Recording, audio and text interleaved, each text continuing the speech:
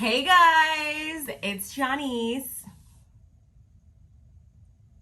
Hey guys, welcome back for my recap and review for the Real Housewives of Dubai season 1 episode 2, the GOAT. Okay, this episode was real cute if you ask me, just like episode 1. I'm still super interested, and I like how everyone's storyline is starting to develop. We're starting to kind of see a little bit more into everybody's character, and it was just super interesting if you ask me. But without further ado, my name is, as always, Janice or Barb. Just do not call me Janice or Barba, and let's get into the recap and review, shall we? So this episode starts off with Sarah, who is, like I said last week, all of the women are super beautiful if you ask me. Sarah is just like, I don't know, she's very just strikingly beautiful if you ask me. She's giving us bare face most of the time, but when she throws it on, honey. Don't get it up. And in this scene, she's baking a cake with her son, and he's really cute and really funny. All the kids so far are pretty cute and funny, and I'm here for it. But they're baking a cake. She shares that she's been raising him her own way, how she wants, free of all that toxic masculinity, okay, since day one. And she actually calls her dad, and he was like, oh, I baked a cake. And he was like, oh, you did? I have to see this. And we see that she has a good relationship with her parents as well. They kind of just want her to be happy and, you know, have the best for herself. But yeah, I want to say that's pretty much it for that scene. Oh, she also teaches him about, in her culture, they eat more specifically, I believe it was lunch and dinner. They eat that on the floor. And so she tried to get her son to eat lunch on the floor. And he was like, yeah, no, I want to eat on the table. And she's like, oh, well, you know, I tried. So I thought that was really cute as well. Next scene, we get Lisa and Caroline Brooks. They are having a mommy's night out over some cocktails, looking fire, if you ask me. And they haven't had a one-on-one in quite a bit, so they're happy to have some girls' time. And Brooks says at one point how her great-great-grandmother is full-blooded Jamaican. And in the next scene, we see Lisa in her confessional talking about, girl, Brooks is something new every day. She has, what does she call it? MPS, multiple personality syndrome. And when I tell you, I just about died when she said that. I was like, oh my goodness. But Brooks also shows a picture of Nina online saying how Caroline Stansbury is her bestie, something along those lines. And they're both kind of looking at Nina right now like, girl, what you talking about? Because you were not even here for Caroline Stansbury in the beginning. So what it is.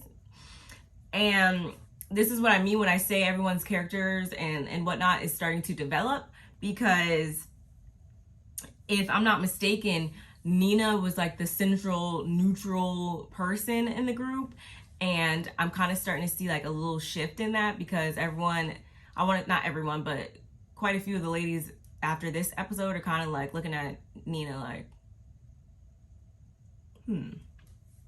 But we'll get into that. And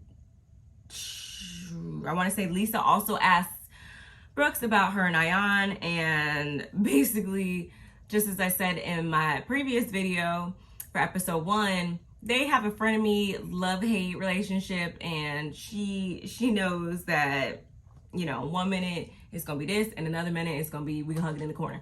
So she's not even sweating that. They toast to having a good time, and that's really it for that scene. Meanwhile, we catch up with Caroline. We get this little, like, it was kind of weird to me, because I'm like, okay, Sergio, I'm trying to like place him where he needs to be placed, which is usually with, you know how on other franchises the husbands kind of have their own little time together, and we catch up with them sometimes. Like we seen that on Real Housewives of Atlanta, Salt Lake City. We've seen that on, you know, all the other franchises. But in this one, I guess we'll get into that again. It's only episode 2. But it looks to me, and correct me if I'm wrong, y'all, but Sergio would much rather be in the company of the women and his wife's little friend group, because in this scene she's trying on jewelry and $1 million jewelry, and then he's like crying, like I think at one point. I'm just like, she's like, why are you weird. But that was really it for that little thing. But still with them, we see that Brooks comes over, and we also find out that Caroline is building her new home, and it's going to be done later on in the summer. In their current house, they have to move out by December, whenever this was filmed in November, because we get Thanksgiving in this episode as well. So they need to actually move out by next month, which is, oh, that's stressful now that I think of it. And we also find out that, again, Dubai's real estate is very intense. And we find out that if you are self-employed, that you're not going to be able to land a mortgage, and you're gonna therefore have to put down between 30 and like 40% cash. Okay. I was like, ooh, my pockets screamed at that moment. Sarah shows up, and they all continue their conversation. Sergio is right there again, okay? And it was like a cute little scene. I guess you could say that. They all speak about the other night at Nina's party, and they're all mostly confused, I guess, about Ion's behavior. But Sarah specifically, she says that she feels as though there is some underlying trauma in Ion's life, because a lot of the words and things that were going on, it was almost like it was triggering Ion. And she also says that she is a certified life coach, so she wants to have a conversation with Ion. And Caroline at this point is just over it. But yeah. So next we get Miss Lady herself. She's making her grand appearance this episode, Miss Ion. And I'm not even gonna lie, I did not like this get up that she had on, from the wig to the fur to the this to that. The most I liked was maybe the saddle bag. Was not here for that. But she's sitting down to have lunch with Nina, who shows up in a sundress, and she says that she's giving, and all Nina is giving is mashed potatoes, no gravy. And I was like, good God. Help me. Help me. And Nina's response to that was like, I don't need to wear my wealth. And I was like, okay, I see, I got it. No harm, no foul. But Nina says that she's always liked celebrating Thanksgiving, because they speak about what is each other's plans for Thanksgiving. Ion says she's going over to Lisa's house. Nina says that she's always liked Thanksgiving. She's doing a little something herself with Sarah. And Ion was kind of like confused about the whole thing too, because, not confused, she was just kind of like, Thanksgiving, because, you know, me being from where I'm from in Africa, the colonizers came and wreaked havoc. So yeah, period. And I was like, ain't that right? Grab your history books. But before we know it, we're talking more about the other night as well. And Ion's kind of like, hey, Nina, you like didn't defend me when that whole thing went down. And you know damn well where everything stood between me and Stansbury. And Nina's kind of like, I just want to be neutral.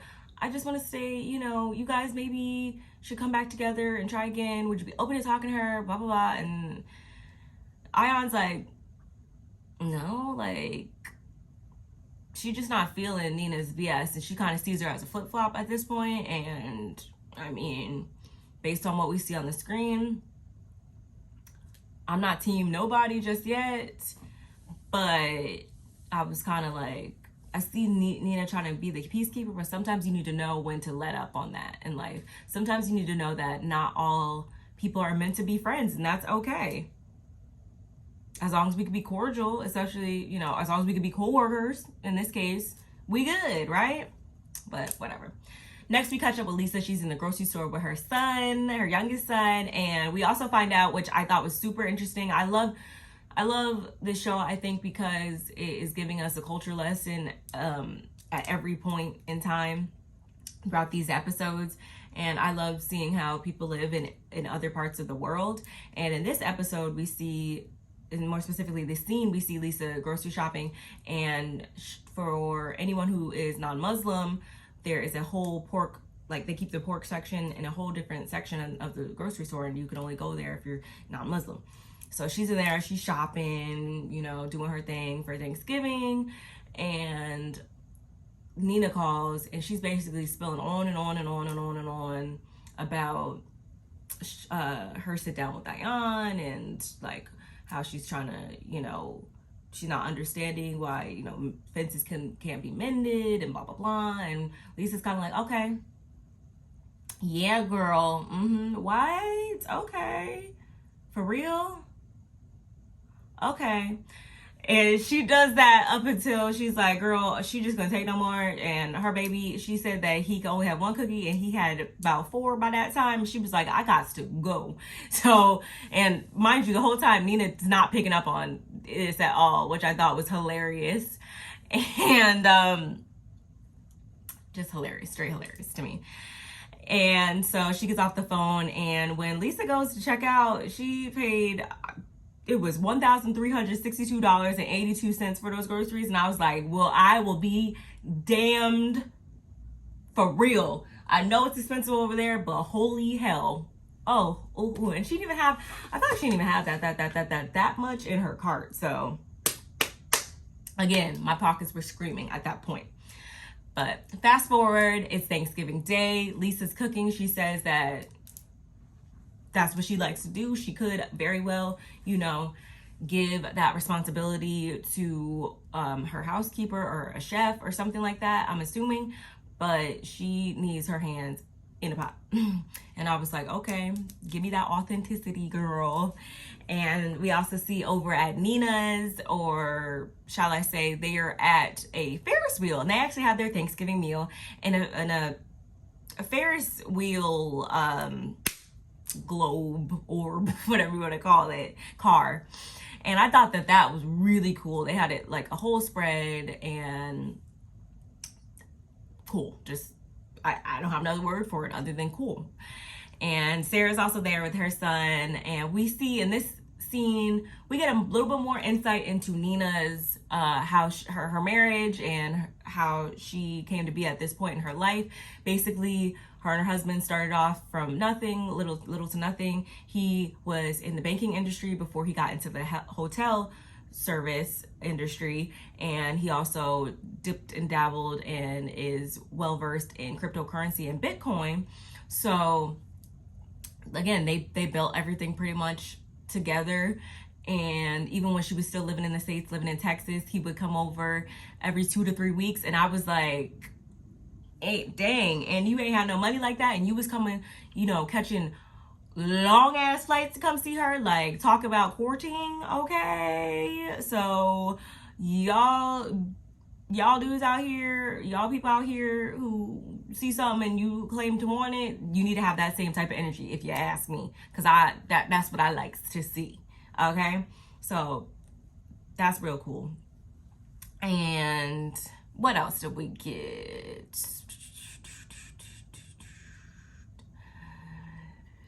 Sarah also shares about her previous relationships, and we know that she's been married and divorced twice, but she hasn't lost hope. She believes that her fairy tale is coming very soon. And yeah, so back at Lisa's, Chanel's arriving with her son, her husband, and a goat, and hence why the episode is called The Goat. And we find out that she has a goat in her possession because it's a gift that is of great significance. You give it at all different types of celebrations, and also in her culture, you never arrive to anyone's house empty-handed, basically. So that was her offering for Thanksgiving. And Lisa at first was like, what did I? But she's like, I'll keep it. And basically, Ayan is just very grateful for her friendship with Lisa. She loves her. They love each other. I love to see it. And she just wanted to show her appreciation and all that by giving her this goat, who continues to wreak havoc, I must say. At one point, the goat jumped in the pool. At the end of the episode, it ran off. Like, all types of shit. All types of stuff. Their spread looks amazing, tastes amazing, all that. And Ayan also shares that she did not learn what love really truly was until she met her husband. And they've been together for umpteen years at this point, over 20 years. And that's her best friend, that's her homie, that's her dog. And I was just thinking about when I got in the pool and Ayan's son really had to like fish the damn goat out the pool. I was like, not at Thanksgiving, honey. Like, oh my goodness. But that was really it for their Thanksgiving spread. So moving right along, the final scene we get is with Sarah and Ayan. And Ayan comes bearing onions because she says that that Sarah has a lot of layers. And I was like, you just never cease to amaze me, Miss Ayan. Okay. And Lisa, why do you keep saying Lisa? Sarah was like, okay, what do with these onions? Okay. Many layers, just like Shrek, right? And I love Sarah's house. I must add that as well. And she says that she started her first business at, I want to say 15 years old. So she's been an entrepreneur. She's been a boss. And her because of that, her inner child, she's still like kind of like a kid at heart. And her inner child just yearns to spill out at every beck and call we see. So that kind of gives us more insight into who Sarah is. And Ayan also shares a little bit about her upbringing, and she says that it was good at first until her dad basically said that he didn't want to be a dad anymore, and in turn became very abusive to her. And this is kind of where we kind of see like, okay, this makes sense now. This is kind of why she was quote unquote triggered at that party, because he would make her feel as though she was the reason why his marriage to her mom failed, and just like the downfall for everything. And so that's why we see, even in, was it this scene, or I think it was a previous scene when she sat down with Nina and she's like, oh, I'm so beautiful, I'm so sexy. She's constantly reassuring herself because of the traumas that she's experienced. So she's never going to let herself fall into thinking that she's worthless, that she's not good enough, that she's not beautiful, that she's not any of those things, because she had to be a victim of that by the hands of her father, someone who's supposed to be so kind, so caring, so considerate, just love you unconditionally. And Sarah asks her if she is, would she forgive him? Like, has she gotten to that point of being able to forgive? And she's like, I haven't spoken to him in 26 years. Like, it's going to take the world, 1,025 million years and pigs to fly for me to want to do that, basically. But Sarah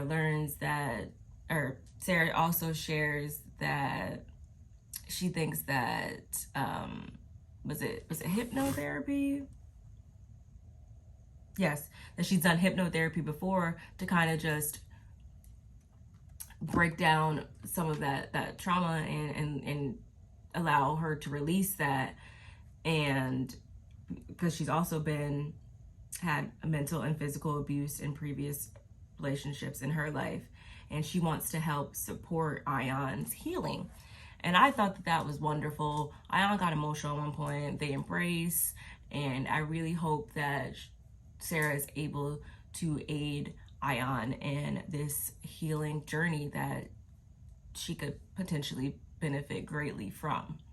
So, and of course, the episode ends with Ion taking a playfully shady jab at Brooks, because I think she said something along the lines of like, well, you know, Brooks goes to therapy, and I don't know, she might need to get her money back, because I don't know if it's gonna work, if it's supposed to work for me like it works for her, honey. And I just thought that was a funny, cute way to end this episode, just as it is a funny, cute way to end this recap and review. Y'all, let me know what you thought of this episode. Let me know what you thought of my recap and review. And of course, I will be back with yet another one next week. Okay? So make sure you hit that notifications bell so you know every time I upload. Please, please, please like the video, comment on the video, and do not forget to subscribe. Okay? Okay. I'll see you guys in the next one. Bye.